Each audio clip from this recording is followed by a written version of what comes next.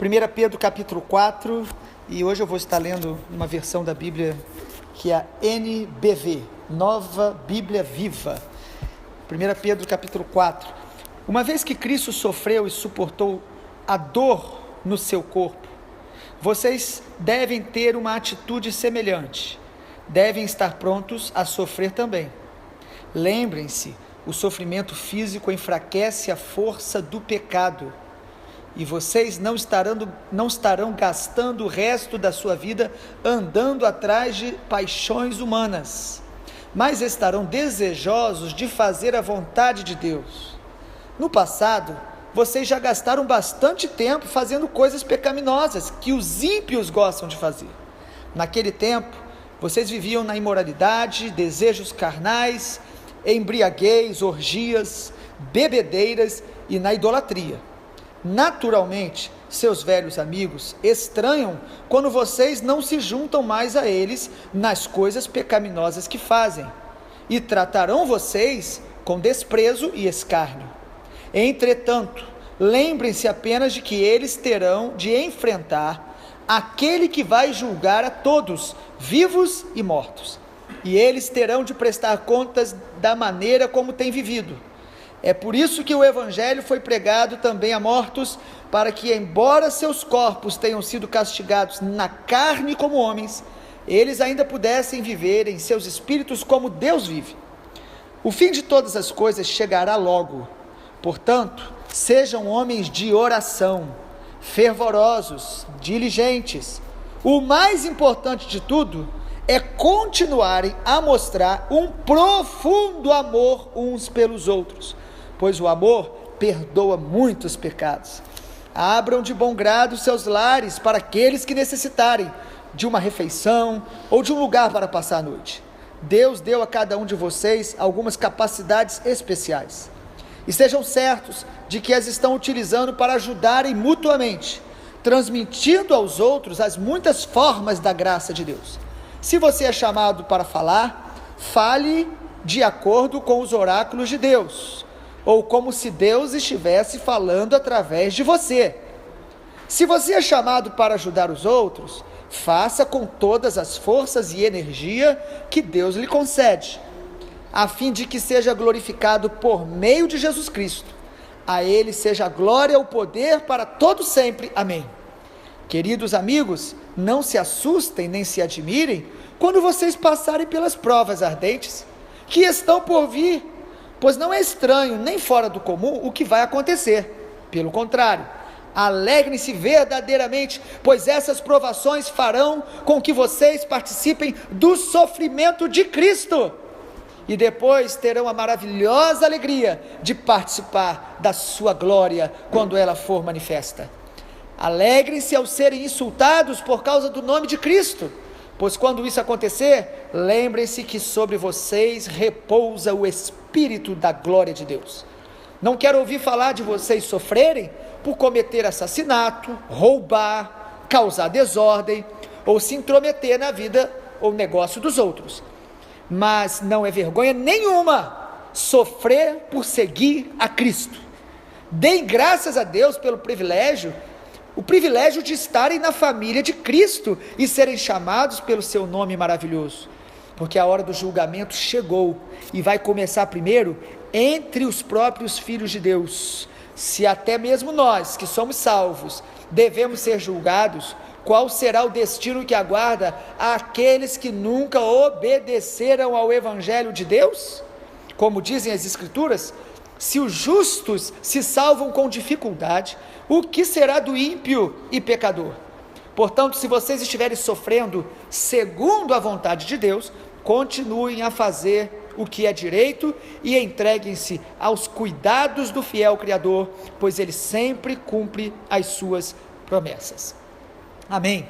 A viva esperança que 1 Pedro destaca tanto, que todo filho de Deus deve manter, cultivar e desfrutar, a viva esperança, Cristo em nós, que nos mantém esperançosos, que nos mantém encorajados no meio das batalhas e perseguições e provações. No capítulo 4 eu destaco que a viva esperança vai gerar em nós santificação. A viva esperança gera santificação no coração da igreja.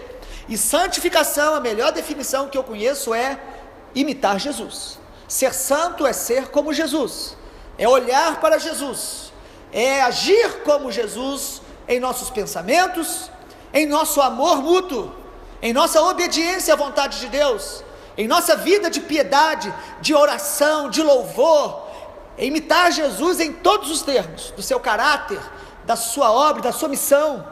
E aí começa o capítulo 4, esse é o exemplo que Pedro usa, assim como ele falou às mulheres, aos homens, à igreja, que devem imitar Jesus. Agora, de maneira geral, ele diz, assim como Cristo sofreu, assim como Cristo padeceu, nós também devemos passar pelas provações igual a Jesus, ou reagindo no meio das provações, como Jesus nos ensina a reagir. A santificação é obedecer a Jesus em amor, em obediência, mas também na maneira de lidar com as provações. E eu quero destacar pelo menos 3 maneiras que Deus usa para nos santificar. Primeiro, nós precisamos nos santificar fazendo a vontade de Deus e não a nossa. O versículo 1, ele diz aí que nós devemos ter a atitude semelhante à de Jesus, e no versículo 2, ele fala, para que no tempo que vos resta na carne, vocês não vivam segundo a vontade dos homens, as paixões dos homens. Santificação, amado, é abrir mão da minha vontade. Mas eu queria tanto fazer isso. A santificação é decidir fazer a vontade de Deus, e não a inclinação natural das nossas paixões e desejos. Santificação é todas as vezes que você estiver diante de uma decisão, você perguntar, o que Jesus faria no meu lugar? Qual é a vontade de Deus nesse aspecto? O que a palavra de Deus me diz acerca disso? Parece que isso está ficando cada dia mais raro. As pessoas, pelo contrário, elas fazem o que querem. Algumas usam a Bíblia como lhe apraz, e tudo isso já havia no tempo de Jesus, e nós precisamos lutar contra isso. Se eu quero ter essa viva esperança na minha vida, eu preciso me santificar, abrindo mão da minha vontade, das paixões, da carnalidade. É interessante porque o texto fala assim, olha, no versículo 3, ele fala, basta o tempo que vocês já andaram igual os gentios. Sabe o que o Senhor está falando aqui, amado? Já acabou o tempo da gente viver entregue aos pecados como a gente já viveu no passado. Basta o tempo, não volte a esses pecados, não olhe para trás, não retroceda, não regrida na tua vida espiritual. Mais ou menos isso que Pedro está dizendo. Basta o tempo que vocês já viveram lá atrás, então não voltem a viver como aqueles que não conhecem o Evangelho. Em segundo lugar, a viva esperança, também ela nos santifica, à medida que nós entendemos que precisamos estar nos preparando para a volta do Senhor todos os dias. A viva esperança é a esperança porque Cristo está em mim, porque Cristo está no controle de todas as coisas do universo, mas também é a viva esperança que o meu Senhor está voltando. E isso não é apenas uma doutrina bonita, mas isso é uma verdade que precisa mudar o meu dia a dia. Pedro diz isso aí, você vai perceber nas cartas, tanto de Paulo e Pedro, essa ênfase. As igrejas recebem sempre conselhos, naquela época, para se preparar para a volta do Senhor. Imagina hoje, será que hoje o Espírito Santo não está falando sobre isso? Quem tem ouvidos está ouvindo. O Espírito Santo está preparando a igreja para a volta de Jesus, para o dia da vinda do Senhor, e isso nos santifica. A igreja do primeiro século começou a esfriar, quando começou a perder a perspectiva da volta do Senhor, quando os primeiros apóstolos e os discípulos iniciais começaram a morrer, a esperança deles era na volta do Senhor naquele século, e isso foi esfriando a igreja. Uma igreja que espera a volta do Senhor, não vive de maneira comum, vai viver uma vida santa, irrepreensível, diferente do mundo, não vai abrigar e flertar com o pecado como algo comum. Nós vamos nos santificar. Pedro fala isso aí, a partir do versículo 7, ele fala, ora, o fim de todas as coisas está próximo, sede criteriosos e sóbrios. Então se santifique, sabendo que está próximo a volta do Senhor, e seja o máximo sóbrio. Essa palavra no grego tem a ver com seja sensato e lúcido. Não fique sobrecarregado de informações, de tecnologias, de saber de tudo, esquecendo de ouvir o Senhor, de estar atento ao que Jesus está falando com você. Se prepare para a volta do Senhor, isso nos santifica, seja sensato. É interessante que ele fala aí, a bem das vossas orações. E na versão que a gente leu, maravilhosa, no versículo 7 fala, portanto sejam homens de oração, fervorosos e diligentes. Como que eu espero a volta de Jesus?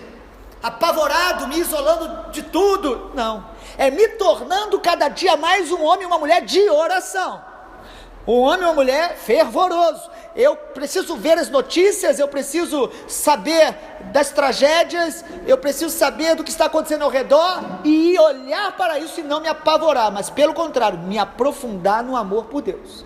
Eu preciso olhar para a decepção que igrejas, entre aspas, trazem, pastores, entre aspas, trazem, e ao invés de ficar ferido com o evangelho, fechado e isolado das igrejas, pelo contrário, eu olho para isso e sei que Jesus está voltando e vou me consagrar mais, vou orar mais, vou me santificar mais, porque isso vai guardar o meu coração. Porque se eu ficar brigando ferida, quem é ferido se fere e fere os outros, e se afasta das pessoas. Por isso o Senhor está dizendo, através do apóstolo Pedro, a viva esperança me faz lembrar que o Senhor está voltando, está próximo, e isso vai me santificar, e isso vai me transformar, vai me santificar em oração, em sobriedade, mas também em amor um para com os outros. É muito interessante, versículo 8, ele diz, tende amor intenso um para com os outros. Sabe o que faz eu amar mais o meu irmão? Saber que Jesus está voltando, porque onde há amargura, há demônio. A Bíblia diz isso. Paulo, o apóstolo, ele diz, eu perdoo para que Satanás não alcance vantagem sobre mim. O amor de Deus, e o texto diz que ele cobre multidão de pecados. Quando você ama alguém, você tem mais paciência, você perdoa mais rápido. Ou seja, o que nós precisamos é de amor. Por que Pedro diz que sobre o final dos tempos, ele diz que nós devemos crescer e amar cada dia mais? Porque Jesus falou que no final dos tempos o amor se esfriaria de quase todos. Então nós precisamos nos preparar para a volta do Senhor com uma vida sóbria, amor intenso um para com os outros, vida de oração. E o texto ainda fala algo muito interessante, no versículo de número 9 fala sobre ser hospitaleiro, receber as pessoas em casa sem murmuração. O versículo 10 fala, servindo uns aos outros conforme o dom que você tem. Você precisa, eu preciso servir, abençoar, através do dom que Deus nos deu. E aí no verso 10 ele diz, como bons despenseiros da multiforme sabedoria de Deus. E olha o versículo 11, se alguém fala, fale de acordo com os oráculos de Deus. Sabe o que ele está dizendo aqui? Porque Jesus vai voltar e eu estou me santificando pela viva esperança, eu preciso falar da parte de Deus. Eu devo evitar falar minhas opiniões, minhas sugestões, que nada tem a ver com o Senhor e às vezes tem a ver com a carne, vaidade e orgulho. Ele está dizendo, fale de acordo com o conselho de Deus, emita opiniões biblicamente falando, com discernimento de Deus. Evite falar jogando conversa fora, evite falar de assuntos às vezes tão relevantes, de maneira vulgar, de maneira banalizando algumas coisas que são tão importantes, como algumas pessoas às vezes fazem, emitindo opiniões tão sérias sobre coisas que nós precisamos falar da parte de Deus. Nós precisamos ser mais bíblicos nas nossas opiniões, mais bíblicos nas nossas palavras, nas nossas conversas. Mais ou menos isso que a gente percebe, glorificando a Deus em tudo, como o versículo 11 diz. E em último lugar, a viva esperança me santifica também, me levando a ter discernimento das provações que eu enfrento. Pedro está falando para uma igreja perseguida, uma igreja debaixo de muita aflição, debaixo de muita contenda, de perseguição externa. E Pedro diz o seguinte, olha no versículo de número 12, ele fala, não estranhe isso, não estranhe que vai surgir um fogo para provar vocês. Não ache estranho quando você for provado, não ache estranho quando falarem mal de você, quando criticarem você. Não estranhe, porque isso vai acontecer, e Pedro ainda diz, isso é um ótimo sinal, isso é um sinal que Deus está agindo na tua vida. Ele explica dizendo que é lógico que é ser perseguido pelos motivos certos, porque há pessoas que fazem coisas erradas e como cristãos dão mau testemunho, começam a ser perseguidos e dizem, porque eu sou cristão, mas não é. Pedro diz: se você for perseguido, seja como um servo de Deus, um verdadeiro cristão, e não como alguém que está dando mau testemunho. Mas discernir as provações, amado, nos faz nos santificar. Ele diz o seguinte: não estranhe. Por que ele está falando isso? Porque às vezes no meio da provação a gente é tentado a questionar, a duvidar, a desanimar. E Pedro está dizendo pelo contrário: quando você for provado, se anime mais em Deus, glorifique a Deus. Lembre-se que os sofrimentos fazem parte da caminhada. Não é estranho um crente sofrer. E ele ainda diz que esse sofrimento, no versículo 13, nos faz coparticipantes do sofrimento de Cristo. Ou seja, como corpo de Cristo, nós sofremos. Porque o mundo se rebela contra Jesus. Nós temos o privilégio de sofrer como filhos de Deus. É um privilégio muito grande, que nós não merecemos, mas o Senhor nos concede. Ser provado, então, precisa ser discernido, porque isso vai me santificando. O texto diz que vai confirmando que eu sou verdadeiramente filho de Deus. Quem é filho de Deus será perseguido. Isso é uma lei bíblica muito clara. Quem quiser andar como servo de Deus na terra vai ser criticado. Por isso que as pessoas estão diminuindo o nível de um evangelho puro, porque hoje na sociedade hoje, as pessoas buscam com todas as forças o status, o reconhecimento, a fama. Então, quanto mais eu falo o que as pessoas querem ouvir, isso vai me tornar mais aceitável. E a gente precisa pedir ao Senhor esse discernimento das provações, glorificar a Deus em meio às provações. Sabe, amado, uma das coisas que faz a minha fé ser legítima é a capacidade dela enfrentar as provações. Uma fé digna é aquela que resiste às provas. Mas eu me preocupo muito que nós estamos chamando de provações e lutas coisas que não são. Às vezes nós estamos chamando de provação e lutas dureza do nosso coração, que não quer se quebrantar diante de coisas pequenas. Como eu ouvi esses dias de um pastor na internet, ele dizendo que ele tem vergonha de falar que ele é perseguido. Ele disse que ele fica com vergonha de pensar que quando chegar no céu vai ter irmãos dizendo: eu fui morto, perseguido na China. Outros vão falar: eu fui morto, perseguido na Somália. E ele vai falar: poxa, eu fui tão perseguido na internet, no Facebook. Às vezes nós nos ferimos com coisas muito pequenas, e mesmo que sejam coisas grandes, quem olhar para Jesus e seguir os passos de Jesus, vai olhar para a provação como oportunidade de ser mais quebrantado, de orar mais, de amar mais, de deixar Deus transformar o nosso caráter para a glória do Senhor Jesus. Deus nos abençoe nessa manhã de sábado, e amanhã nós concluímos 1 Pedro lendo o capítulo 5. Amém.